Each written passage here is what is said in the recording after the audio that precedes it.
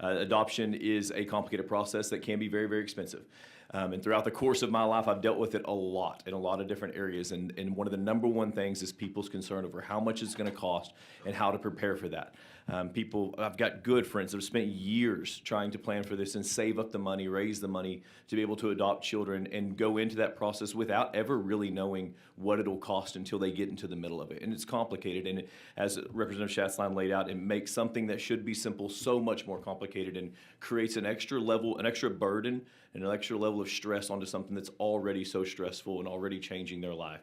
Anything that we can do to make that process easier, I think, is the best thing that we can do as a state.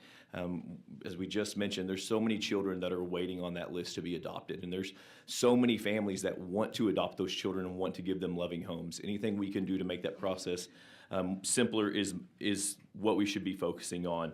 And I have a quote here that sounds so similar to what you said that I had written down earlier, and that is that the foundation, that transparency is the foundation of trust, and trust is what makes adoption possible. Another great bill. We are all for transparency. It is a long and complicated process to adopt a child here in Texas, so anything to make that process easier, we are in support of. I ditto everything that Brady Gray just said here, but thank you once again to Representative Schatzline for taking the lead on this issue.